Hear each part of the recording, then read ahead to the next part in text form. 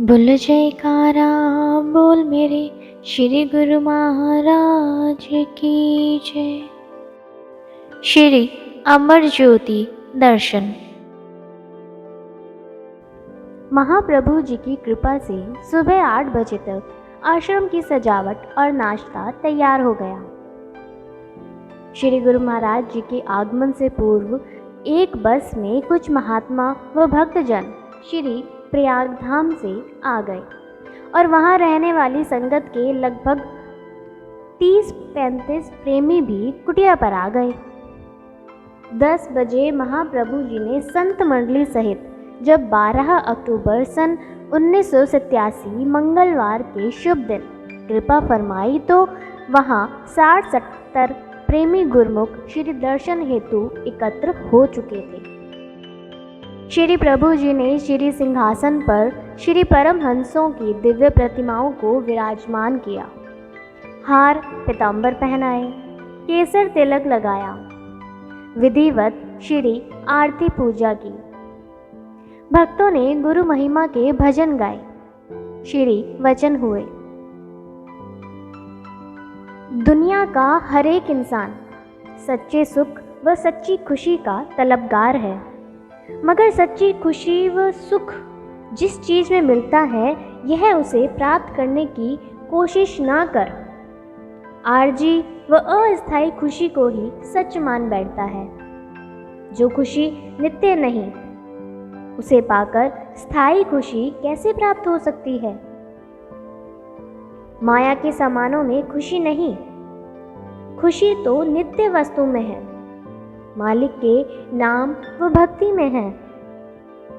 सत्पुरुषों के पास खुशियों का भंडार है, सच्ची वस्तुओं के भंडार हैं। इसलिए जिस दायामी खुशी की जरूरत है वह उस हाट पर जाए जहां नाम का व्यापार हो। आज महापुरुष उसी का उद्घाटन कर रहे हैं, जिसकी बदौलत नाम को हृदय में बसाने से सच्ची खुशी व आनंद प्राप्त कर जीव लोक और परलोक दोनों सुखी बना सकता है। यह हाट इसलिए खोली है ताकि गुरमुख यहाँ से अपनी सच्ची पूंजी को लेकर अपने अंदर बसाएं। परम संत श्री कबीर साहिब जी अपनी वाणी में फरमाते हैं, दोहा, जो तू साचा बानिया साची हाट लगाए, अंदर झाड़ू देई के कूड़ा दूर बहाए। यदि तू सच्चा व्यापारी है तो सच्ची हाट लगा, नाम भक्ति कमा, अपने अंदर से सभी विकारों को निकालकर हृदय में नाम की ज्योति जगा। सत्पुरुषों की संगति में आकर जीव को यह सुअवसर प्राप्त होता है। गलत ख्यालों का सफाया हो जाता है और अच्छे संस्कार मिलते हैं। संसार की हाटों से दुनिया के सामान मिल जाएंगे, सब चीजें मिल जाएंगी, परंतु अंतरात्मा की खुशी नहीं मिलेगी।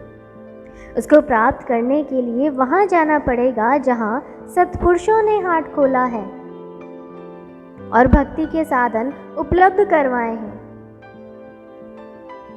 गुरमुख इन साधनों को अपनाकर अपने जीवन को सुखमय बनाकर अपना कल्याण कर सकते हैं। सब यह करिश्मा देखकर हैरान थे कि स्थान इतना छोटे होने पर भी इतने लोग उसमें कैसे समा गए। साय समय उस कॉलोनी में रहने वाले कुछ प्रेमी गुरमुख परिवारों ने श्री चरणों में अपने गृह पवित्र करने के लिए विनय की। श्री सद्गुरु दाता दयाल जी ने सबकी विनय स्वीकार की। सबके मन हर्षित थे। उन्हें यूं प्रतीत हो रहा था कि मानो आज भीलनी के घर भगवान आए हों।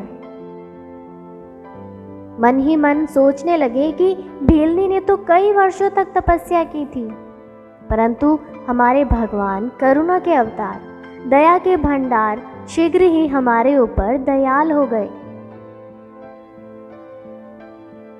प्रत्येक गुरुमुख प्रेमी के घर जाकर उन्हें श्री दर्शन एवं भक्ति से मालामाल किया।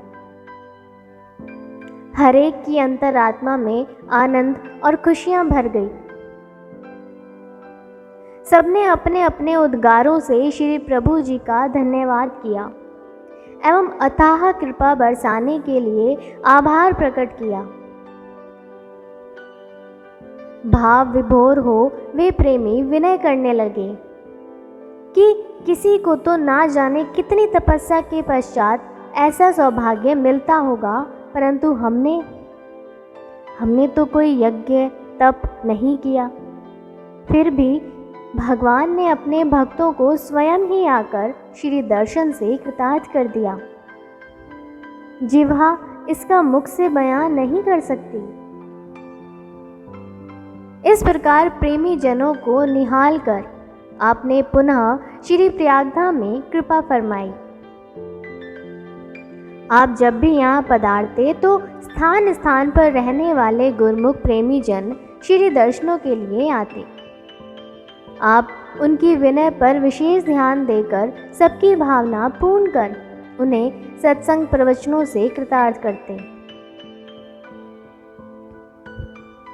सत्पुरुष पार ब्रह्म परमेश्वर के साकार स्वरूप होते हैं, इसमें तनिक भी अतिशयोक्ति नहीं। जिन्होंने सद्गुरु की महिमा जानी है, उनके चरणों में अपना सर्वस्व न्योछावर कर पार ब्रह्म में साक्षात्कार किया है, उनकी अनुभवी वाणियाँ इस कथन का अनुमोदन करती हुई वर्णन करते हैं। दोहा। साध मिले साहिब मिले, अंतर रही न रेख, मनसा बाचा कर्मना, साधु साहिब एक। सत्पुरुषों के पावन दीदार की नुरानी झलक और परमात्मा के दिव्य दर्शन, दोनों में कोई भिन्नता नहीं, लेश मात्र अंतर नहीं, क्योंकि संत जन और परमात्मा मन, वाणी और कर्म से एक होते हैं। जिस प्रकार भगवान सदैव भक्तों में ही निवास करते हैं, लेकिन उन्हें कोई विरला ही पहचान सकता है, इसी प्रकार संत सत्पुरुषों की पहचान और परिज्ञान भी किसी विरले भाग्यशाली जीव को ही हुआ करता है, अथवा जिन पर उनकी कृपा दृष्टि हो जाती है, वे ही उनके स्वरूप को प्रत्यक्ष देख सकते हैं। श्री सद्गुरुदेव जी महाराज एक बार कुछ महात्मा जनों के संग ट्रेन द्वारा भूसावल से दौंड की यात्रा कर रहे थे। एक अन्य बोगी में कुछ भक्तजन भी बैठे थे। उसी बोगी में 2 अंग्रेज भी यात्रा कर रहे थे, जिनकी सीट खिड़की के पास थी।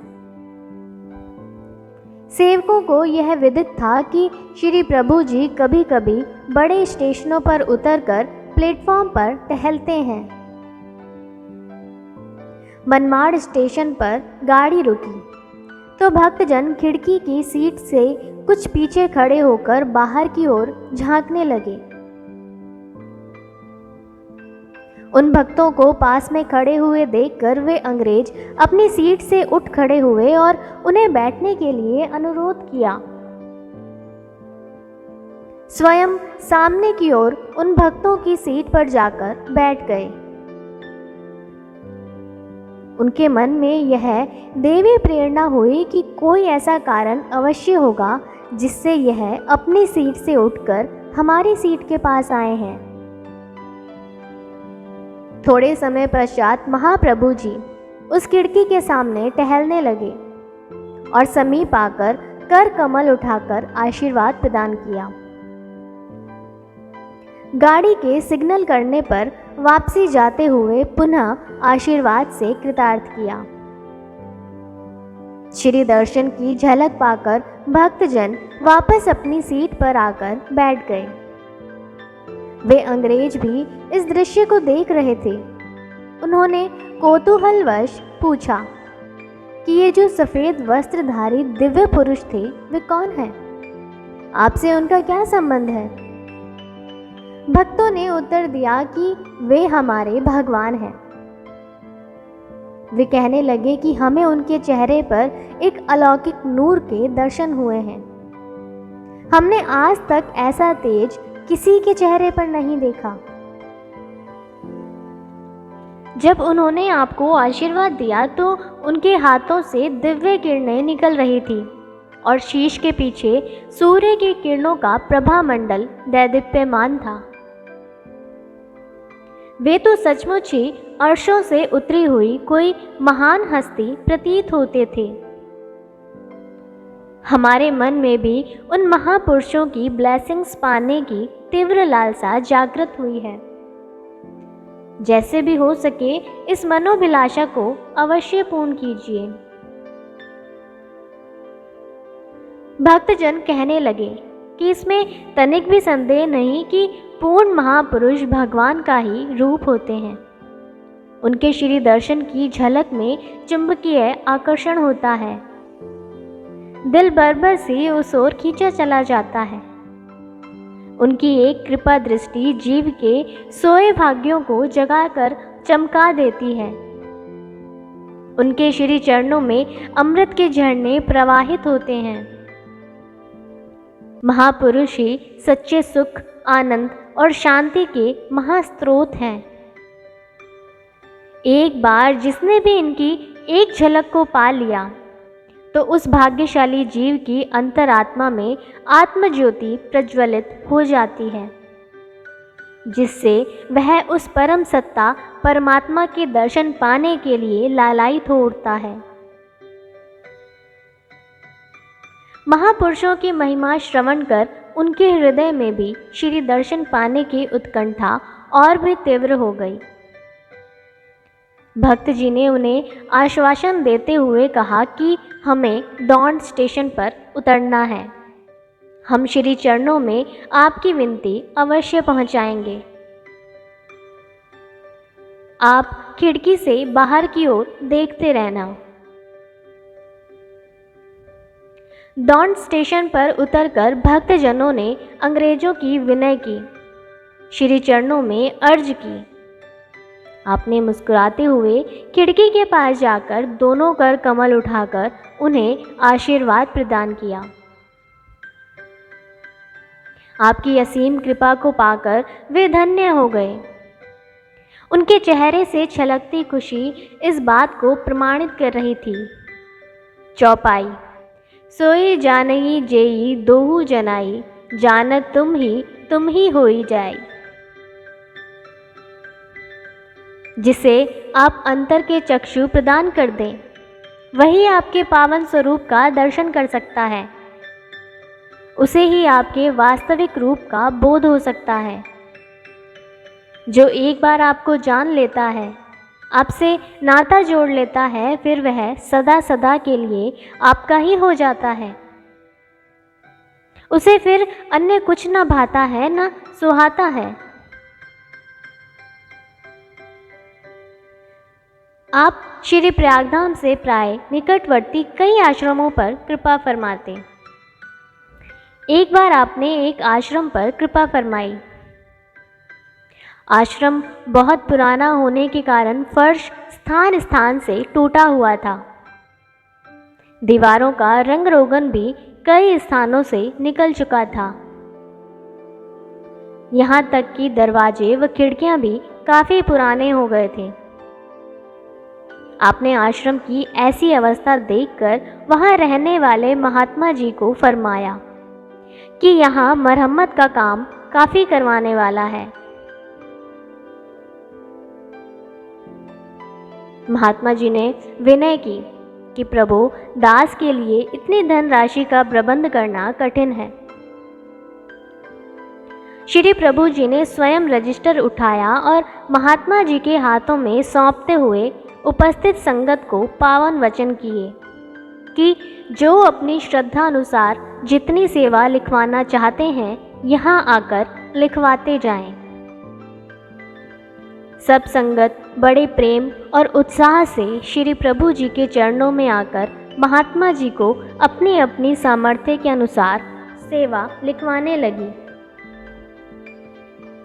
एक सेवक, जो देखने में काफ़ी निर्धन प्रतीत होता था, उसने श्री चरणों में आकर विनय की कि उसके नाम पर 2 लाख रुपए सेवा लिख दें। महात्मा जी यह सुनकर असमंजस में पड़ गए कि देखने में इतना साधारण सा लगने वाला यह सेवक इतनी सेवा कैसे कर पाएगा।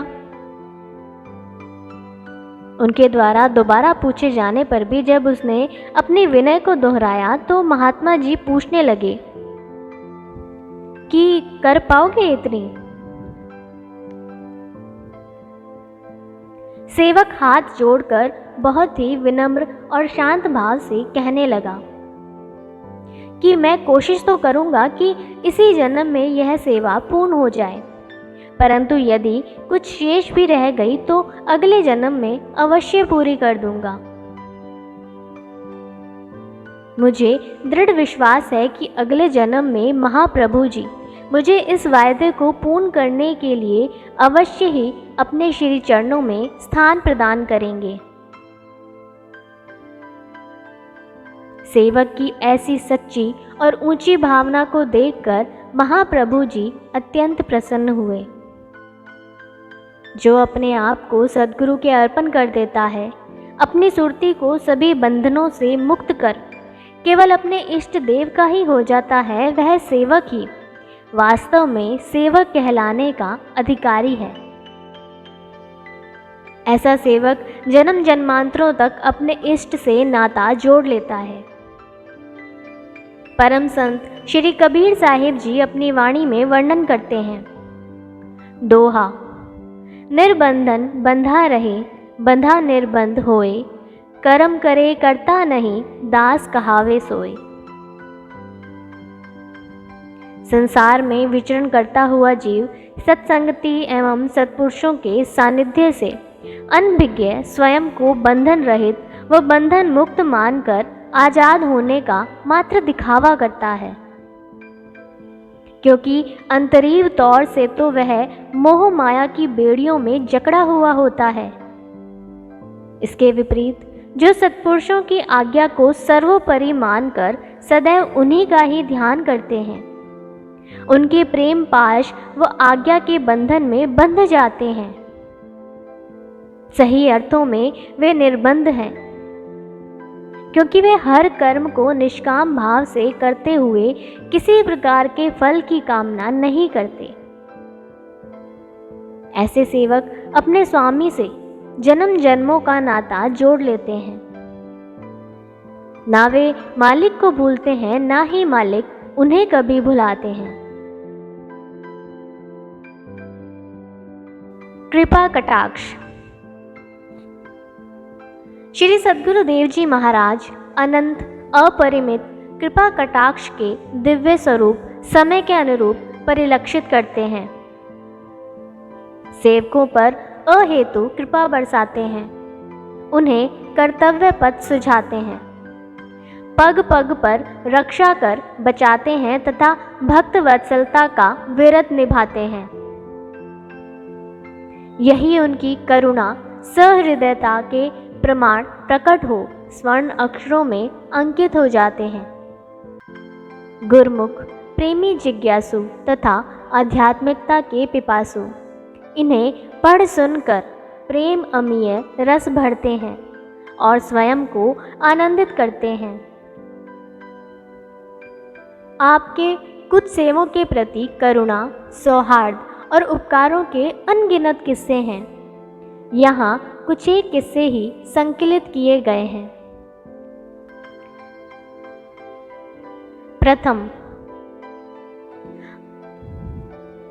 आप श्री प्रयागधाम में जब मई मास या त्योहार के अतिरिक्त कृपा फरमाते तो यहाँ संगत बहुत कम होती थी। आप स्थायी निवासी गुरुमुखों के लिए कोई ना कोई रचना रचाकर उन्हें अपनी दिव्य लीलाओं से आनंदित करते। प्रातः काल श्री आरती पूजा के पश्चात सभी गुरुमुख श्री आज्ञा अनुसार 1 घंटा विशेष सेवा में सम्मिलित होते। आप स्वयं वहां पहुंचकर सेवकों को श्री दर्शन देते और मौज में आकर श्री प्रवचन फरमाते और निज कर कमलों से भोग प्रसाद देकर प्रसन्नता प्रकट करते। सेवकों का तो यही सच्चा सरमाया है। एक बार अचानक आपकी मौज उठी कि आज सबकी लेखन परीक्षा ली जाए। आपने सबको पावन सत्संग भवन में पहुंचने की श्री आज्ञा प्रदान की। निर्धारित समय पर सभी गुरुमुख वहां एकत्र हो गए। आज महाप्रभु जी प्रिंसिपल का रूप धारण कर सुंदर सिंहासन पर विराजमान थे। सभी गुरुमुखों को परीक्षार्थियों की भांति दूरी पर बैठाकर पेपर व पेन दिलवाया। सभी सेवक जन इस विचित्र लीला को निहार कर आनंद मग्न हो रहे थे। श्री वचन हुए, इस पेपर पर आपको संत सहजोबाई के 5 दोहे लिखने हैं और साथ में एक प्रश्न का उत्तर देना है। वह यह है कि संसार में सबसे कीमती चीज क्या है। और हाँ, सब अपने अपने पेपर पर अपना नाम अवश्य लिखें। सबने श्री मौज अनुसार इस लेखन कार्य को पूर्ण कर अपने अपने पर्चे श्री चरणों में अर्पित कर दिए। अगले दिन सेवकों को पुनः जब श्री दर्शनों का सुअवसर प्राप्त हुआ तो क्या देखा कि महाप्रभु जी ने कर कमलों में गत दिवस के सभी पेपर पकड़े हुए थे। आपने फरमाया कि सबसे कीमती चीज क्या है। इसके उत्तर में किसी प्रेमी ने लिखा है कि श्वास सबसे कीमती है, किसी ने मानुष जन्म को सबसे कीमती लिखा है और किसी ने सत्पुरुषों की संगति को। निश्चित रूप से यह बहुत ही कीमती है, लेकिन महापुरुषों की दृष्टि में सबसे कीमती चीज है समय। अगर यह एक बार हाथ से निकल गया तो दोबारा हाथ नहीं आएगा। पुनः समय की दुर्लभता और महत्ता का ज्ञान करवाते हुए फरमाया, इस संसार में समय ही सर्वश्रेष्ठ और बहुमूल्य वस्तु है। समय की कदर करने वालों ने ही यहाँ मान बढ़ाई और सफलता प्राप्त की है।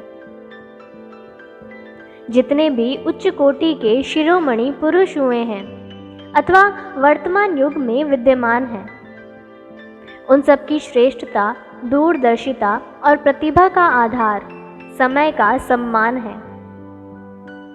उन्होंने अपने समय के एक एक क्षण का गौरव जानते हुए उसे परम उपयोगी कार्य में लगाया। जो मनुष्य अपने अति मूल्यवान समय का एक पल भी व्यर्थ नहीं गंवाता और उससे सही काम लेता है, वह अपने उद्देश्य में सफल और विजयी होकर प्रगति के पथ पर बढ़ता जाता है।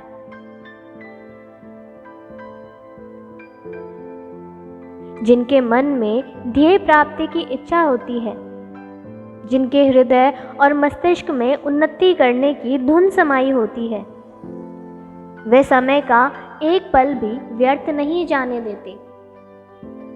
पूरी तत्परता, श्रम और लगन के साथ अपने समय का सही उपयोग करके वे अपनी लक्ष्य सिद्धि में सफल होते हैं और प्रगति कर दिखाते हैं।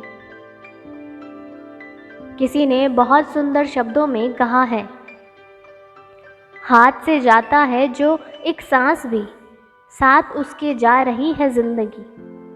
कीमती दौलत तेरी है लुट रही और तू बेखबर है ए आदमी। ये जन्म यूं ही गंवाने का नहीं, वक्त फिर हाथ आने का नहीं। प्रत्येक श्वास के साथ मनुष्य की आयु भी कम होती जा रही है। यदि यह आयु प्रभु भक्ति के बिना प्रमाद में गंवा दी तो हाथ पल्ले कुछ नहीं आएगा। यह इतिहास तो सबने पढ़ा व सुना होगा कि 5 वर्ष की आयु में ही राजकुमार ध्रुव प्रभु की खोज में वन की ओर निकल पड़ा। उसने भजन बंदगी की कमाई करके अति उत्तम पदवी प्राप्त की। जीव इसी विवेक को पाने के लिए सत्पुरुषों की संगति में आता है। उनकी संगति का लाभ वही प्राप्त करता है जो श्री वचनों पर मनन करता है तथा अपने समय को प्रभु के ध्यान सुमिरन में व्यतीत करता है। जो जीव नाम की कमाई से शून्य रहकर समय गंवा देते हैं, वे पश्चाताप के भागी बनते हैं। गुरुमुखों का धर्म है कि इस उच्चतम लक्ष्य को सम्मुख रखते हुए अपने समय का मूल्य जानें और समय का सदुपयोग करते हुए भक्ति का लाभ प्राप्त करें।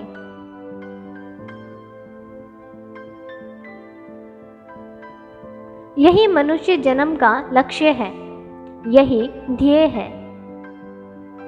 भक्ति का धन उपार्जित करते हुए इसी समय में ही अपना काम बना लेना चाहिए और अपना लोक परलोक संवार लेना चाहिए।